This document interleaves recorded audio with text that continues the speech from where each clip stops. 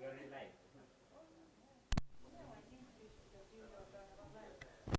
So don't close when it is. They're live.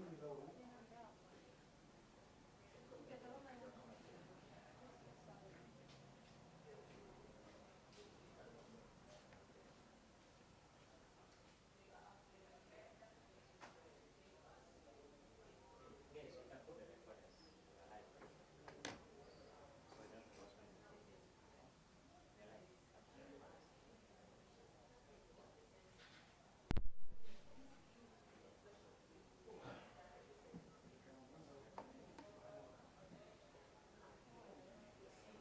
So, we're live. We are good to go.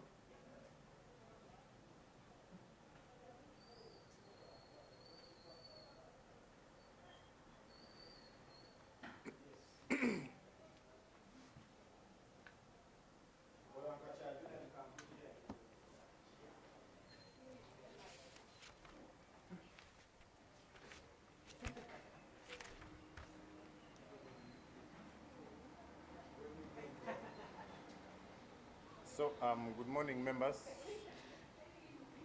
How are you? How was your weekend? Charity, how was your weekend? It was good. Thank you. Let me welcome you this morning for our weekly press briefing, giving you a regional security status in terms of our operations. Let me welcome those online, and we shall not take a lot of time. I beg for your attention as you follow us. Today is 30th September 2024. There are a few incidences that I feel I should share with you in line to what happens in our region. 7 passengers sustained serious injuries after the vehicle they were traveling in was knocked by a bus which was following them in Aguada Forest along Lira Soroti Highway. This incident happened on the 27th of September 2024 at around 1500 hours, where a bus registration number UBF 259N, white in color, while being driven by Okelo Rajab, a 70-year-old and a resident of Teduga Ward, Aduku Town Council, had carried students of UCC Aduku and were from Kumi traveling back to Aduku. However, while driving, there was a vehicle registration number UAJ 267 ARA, a pickup Nissan Datsun blue in color, being driven by Okelo Patrick, 41 years old, and had carried market vendors from Madoke Market heading to Lira. Both were facing same direction. The bus driver never took precautions of distance, and he ended up knocking the rear part of the pickup, causing injuries to the 7 passengers on board. All these passengers were quickly rushed to Lira Regional Referral Hospital, where they are receiving treatment up to now. I'm told some of them have been discharged. The scene of crime was visited by our traffic team from Dokolo Central Police Station. The bus has been taken to Dokolo CPS, and the double cabin remain at Aguata Police Station pending IOV inspection. Both drivers have been given a police bond as investigations move on. We want to advise drivers and riders to always observe some distance while driving on the road. 2, our territorial police in Lira City East Division are investigating alleged murder by gang rape, at the same time looking for 3 suspects involved in the allegation. This incident happened on the 27th of September 2024 at 19:30 hours in Ating Tuo village, Alebe Parish, Aitek Sub-County in Lira District. It was alleged that on the 27th of this month, 2024, at around 19:30 hours, Ogwang Simon, husband to Akelo Semi, and Okoda Sadrik left a traditional dance place in the trading center and going back home. However, Ogwang left the wife Semi to go home with Okoda Sadrik, who is a cousin to. Shortly while walking, three men known as Nyanga Tony, Odiek Andrew, and Okwi Jasper came on a numberless motorcycle, stopped, and Nyanga jumped out of the motorcycle, boxed Okodo. He grabbed Semi and pulled her into the bush, and an act of forced sex was conducted in the bush. Fortunately, one Udongo Emmanuel, while passing by, realized what was going on, and Okodo told him. They immediately went to the bush where these three suspects took off. The matter was reported to LC1 of the area.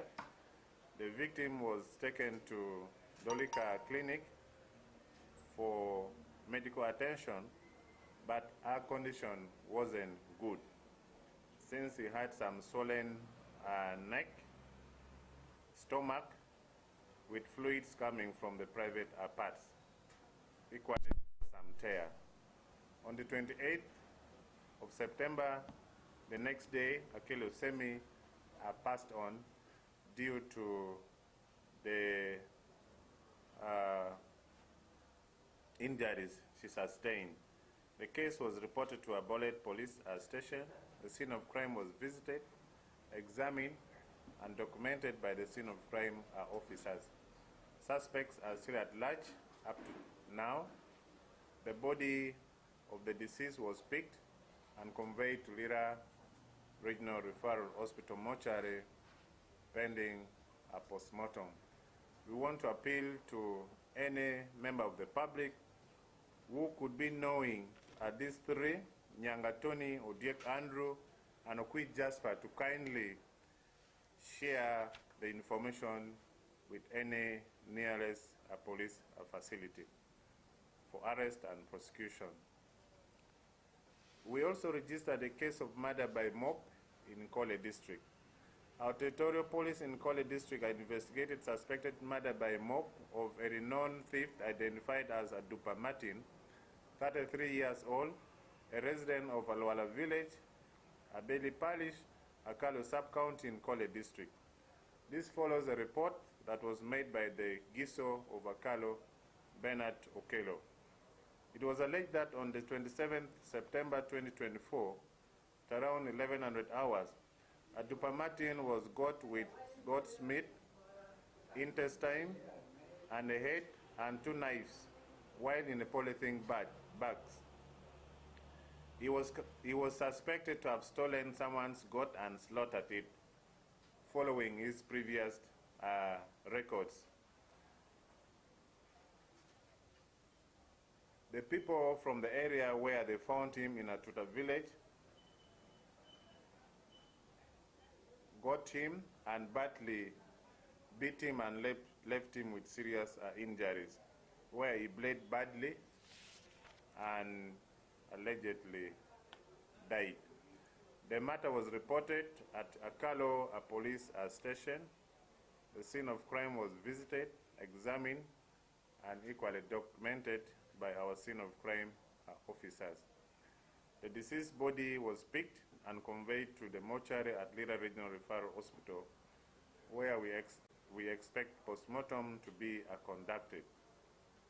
We haven't identified the owner of the suspected stolen goat, neither the people who were involved in the beating of the deceased.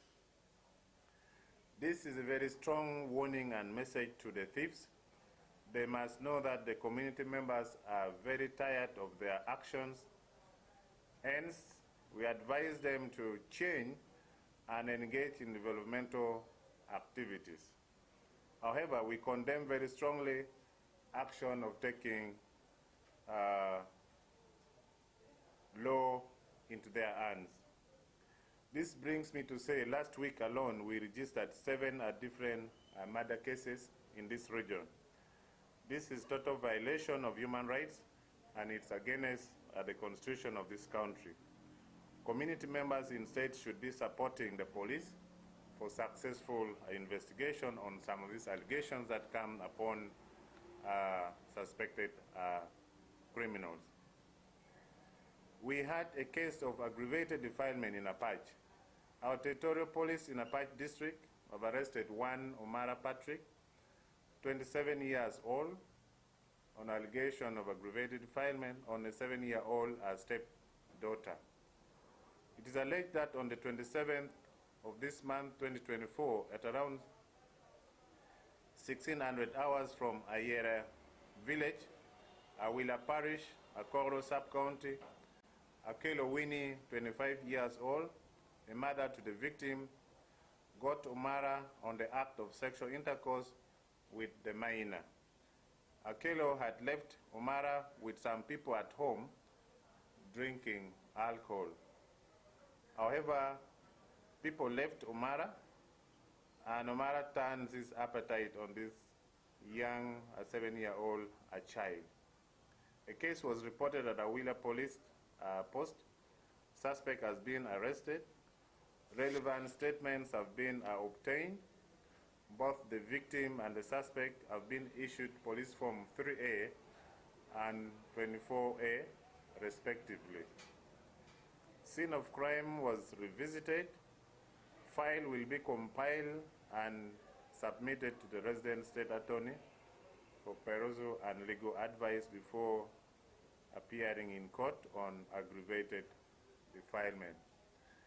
We want to use this particular offense to ask members of the public that this is a total violation of the rights of children as per Article 34 of the Constitution of Uganda.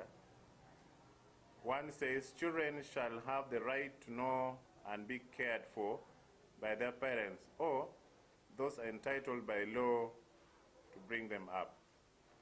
Children are equally entitled to be protected from socio-economic exploitation and shall not be required to perform work that is likely to be hazardous and harmful to their health and physical development. In this regard, this is a man who is purely a stepmother. Should take this child as his own child. Not even that. The age alone warrant him not to behave in that manner. This makes it violating the rights of the children.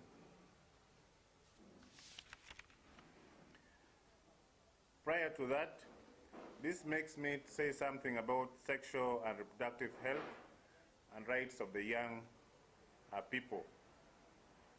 You are aware that children and young people in this region are like any other young people in other regions or countries. They have a dream about their future, they think about education, and have ambitions to find a work. They are humans, therefore, they also dream about relationship and maybe even about a family of their own in future. These dreams rarely comes true because of acts of sexuality. With all its aspects, is usually not considered as an important part of the lives of the young people. Due to their age, they become victims of abuses, of circumstances of some of these cases like forced marriages, defilement, school dropouts, teenage pregnancies. They go through a menstruation.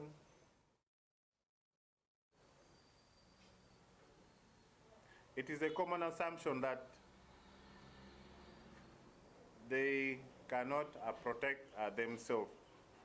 I therefore want to call upon you and me to stress so much the importance of education about sexual and reproductive health and rights for the young people, especially harmful practices that endangers their growth and development. You shouldn't leave this for us as police only, but all of us, let's get involved. Because of the nature of the criminal offenses that happen to our children, I remember I shared with you last time the cases of defilement that we register in the region, and a number of other cases that involve our children. Finally, last week we had an operations where all the suspects who were arrested following an intelligence-led operation that was conducted by the police in Lira City West Division have all been taken to court and remanded. Again, last Saturday at night, we conducted a similar intelligence-led operations in the areas of Reda Shamba, Uburuwelo, Rainbow, and Kwania Road. And 30 suspects were arrested. This is in line to our position of keeping Lira City free of criminal activities. And those are the black spots where they normally plan for their activities. Sometimes we find them smoking opium, which gives them courage to commit crimes,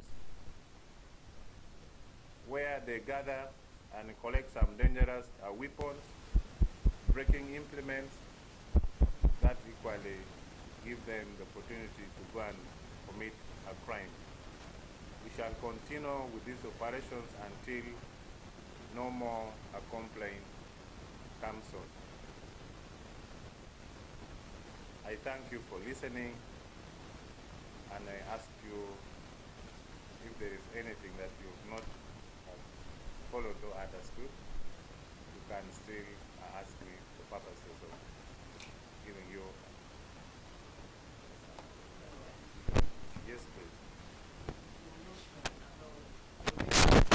7 murder cases were registered within the Yes. My question is, were all these out of action or under different circumstances?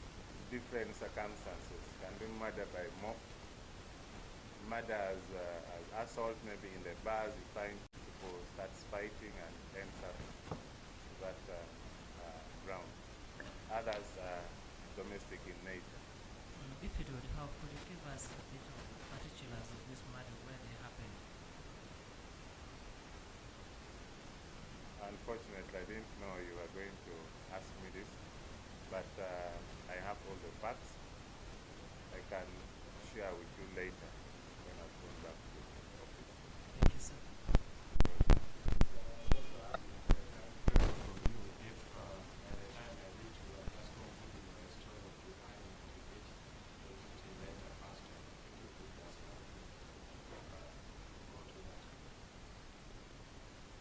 Which one?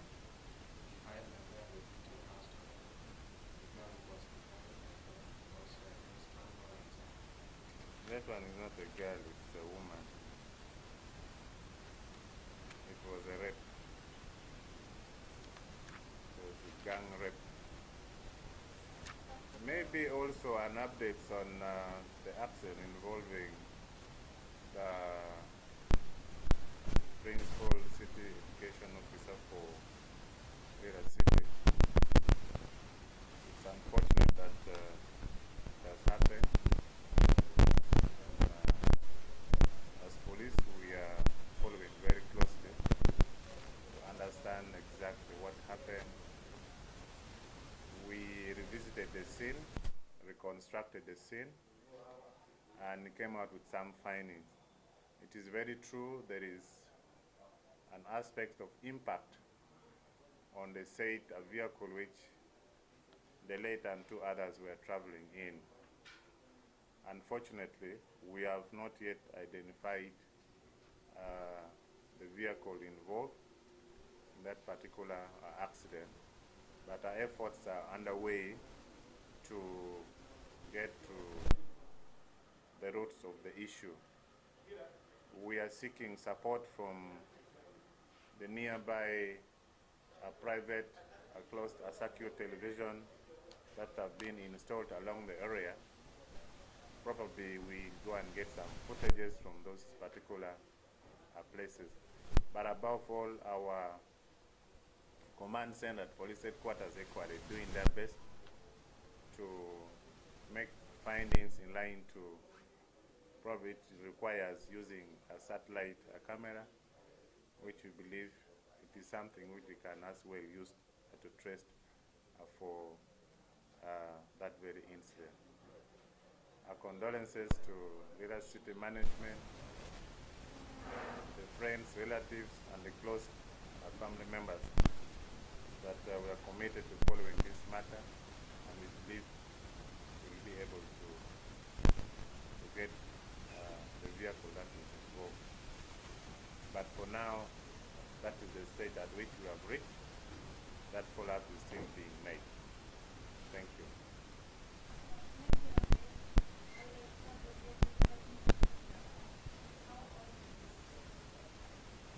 I beg your pardon.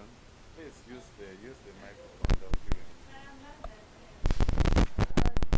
Clarity on this aggravated defilement case in our side. Yes. How old is the father? This 7-year-old. He's 27 years old. And then his full name? Omara Patrick. So maybe also an update on the CCTV cameras that we installed. We understand that when these CCTV cameras were installed, like there was that hope from the local communities, the residents of Lira City, that the rates of crime would be reduced. But we see as if still on an increase. What could be the challenge? First of all, before I go to the challenges, it is the beauty of this closed circuit television that has been installed. It has made it very easy for us as police to, on top of the community policing that we carry out, we have equally used the CCTV cameras to support us in our operation, and that is why we have carried out very successful operations within Lira City, city itself, and we've made successful prosecution in court. So we believe that this is still going to be something of top in our operations in fighting crime in this region. Fortunately, or unfortunately, we have these cameras installed in the region, only 3 urban areas within Lira City, Dokolo district, and Oyam in the Kamdini area. These are the areas that the cameras have been installed. But in the next phases, I'm sure it's going to be expanded to other urban areas.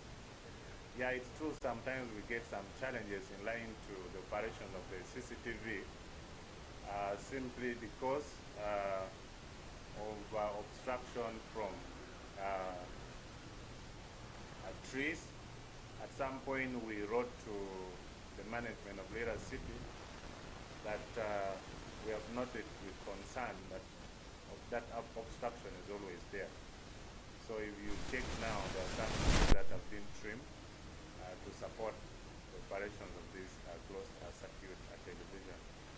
As if that is not enough, we have also had challenges in breakages in the internet system that sometimes make it a little challenging that it will black out. But these are things that it's being rectified time and again because we have teams who are looking at that operation of the camera on a regular basis. But it's true, sometimes we have those gaps. Thank you. Yes, thank you very much, Afande, for the updates. Now, staying with you on the defilement cases in the North.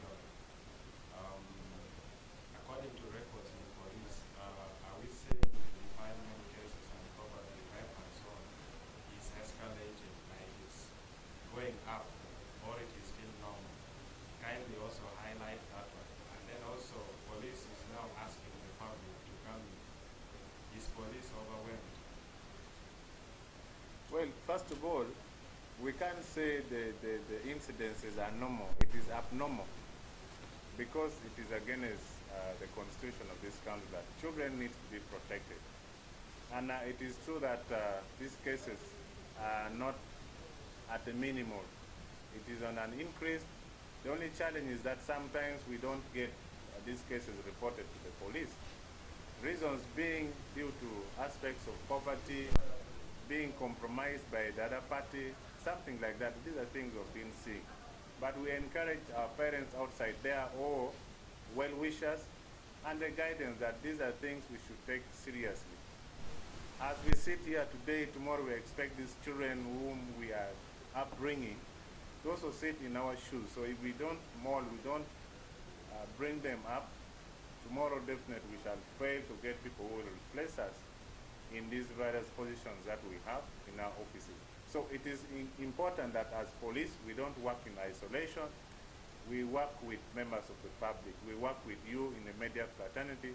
We work with the civil society organization. We work with a number of other partners. So it is important that we put our heads together and see that we fight this vice which is eating up in our area. What would be driving this? Most cases you find, if it is in a bar areas, when one is drunk, you get tempted because of the essence of confusion in the brain that out of drunkenness can push you to that.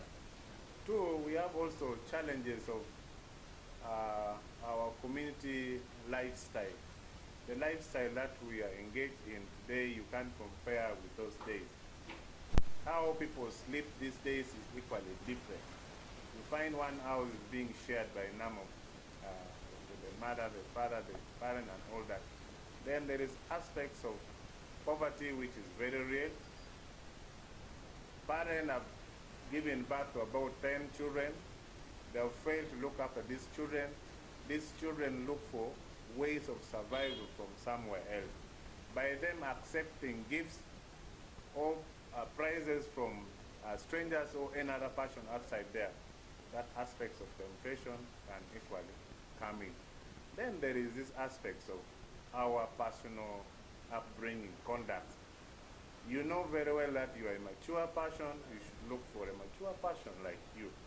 But what makes you go in for this young child, it is something that depicts and beats most of our understanding. So it is something that needs also to be talked about. It's basically about mindset aspects, mindset change.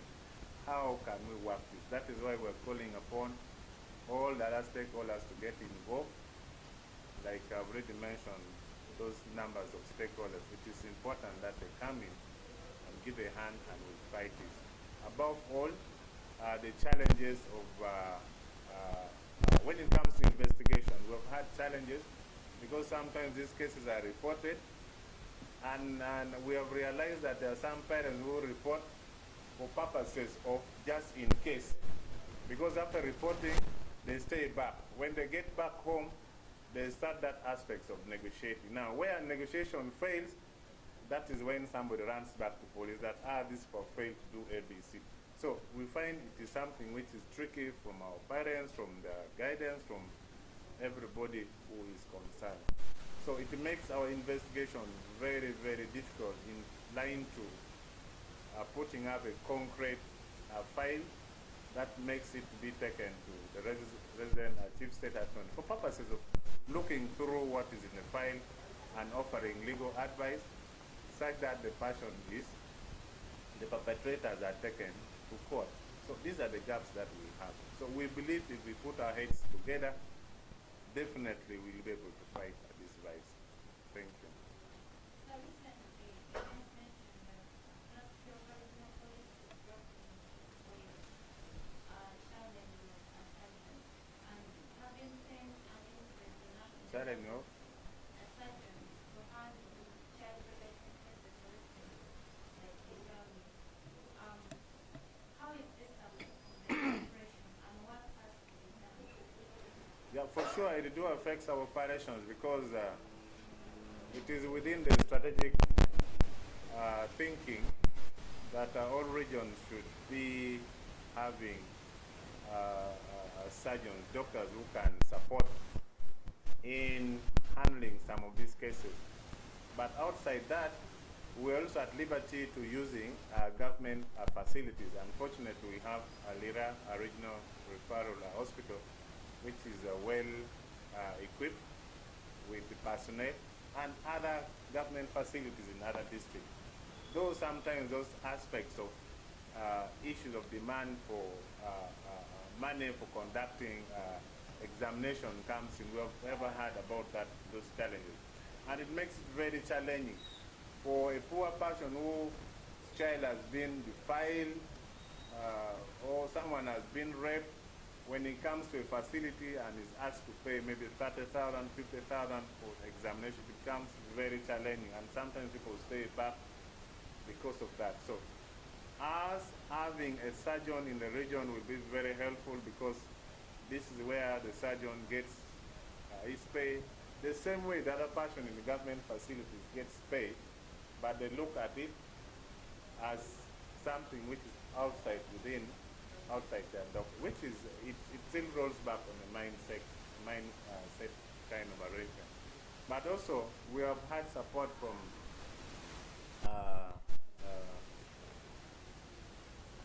dialogues, yes, that each examination that is conducted, let's say sexual offenses or a postmortem, a doctor is supposed to conduct examination for a specific period of time, let's say maybe in a month, gets in touch with the district or divisional CID, makes his or her report, and that report is submitted to CID headquarters, and subsequently that money for examination will be given out. So those are some of the challenges that we have.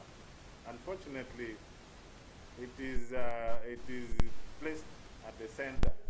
It has not been decentralized, and makes it a little challenging that sometimes that money takes long. Thank you. Thank you very much. Recently, Karuma, that means that a lot of traffic is flowing through Apache and Soweto.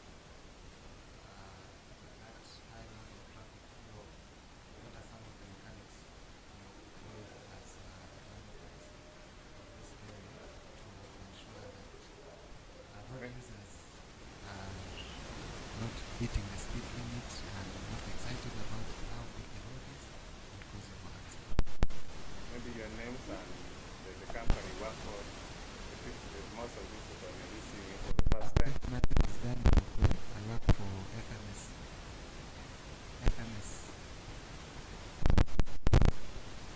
Maybe to add on that, last time you told us that the traffic, the team from traffic will be there. Maybe the admin will give us one. Well, thank you very much. It is true. Karuma Bridge was officially closed following a statement that was made by the Minister of Transport on behalf of government in the matter of trying to see that Karuma Bridge is rehabilitated for purposes of safety to the people who access that point. Well, it has been the very point that connects people in northern Uganda to meet and central. But of course, there are other alternative routes that were equally shared by the minister, where we believe that people should be going through those alternative routes. It is true that transportation has become a little expensive in this region and across the other side of Acholi and West Nile. But this is not going to be a lasting thing. After some 3 months as planned by the government, definitely the whole thing will be normalized. It is true that some of the diversion or the routes that have been given is falling in our region. A case in point in Amolata, Apache, where we expect people to be moving. Traffic has become very heavy, that is very true. Like you said, last week our team went to Apache.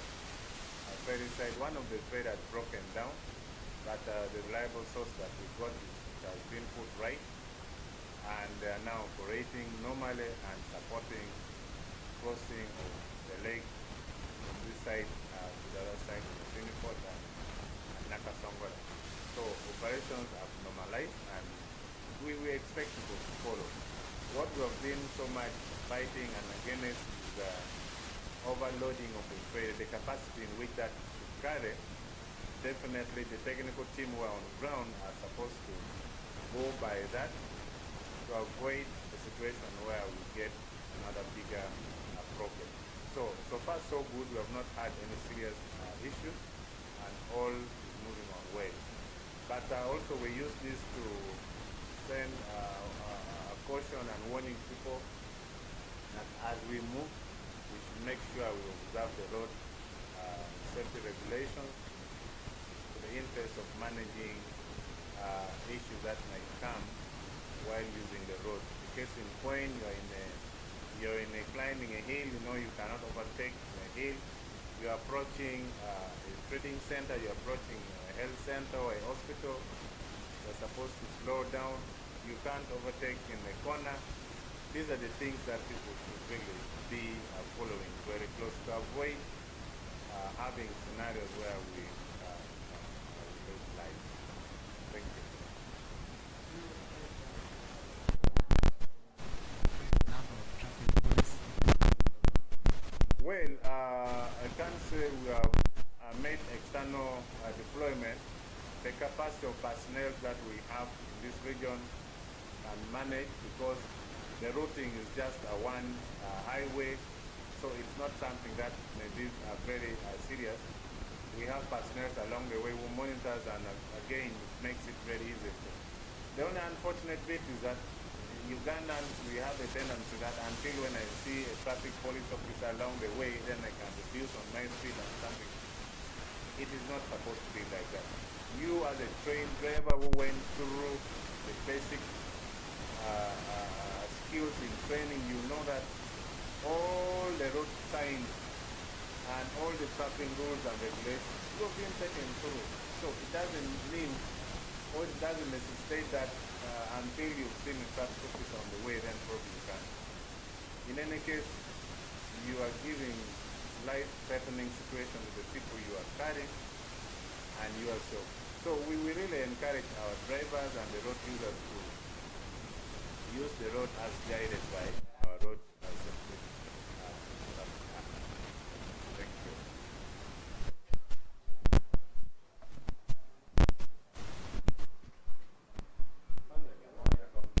I want to thank you again, particularly those on YouTube who have started following our program from the time we began up to now. Thank you for being there, watching us share with you weekly security updates and incidents that happen in our region. We shall continue serving you and ask you to call more viewers and be watching us live as we share with you all this. Thank you very much. I wish you a good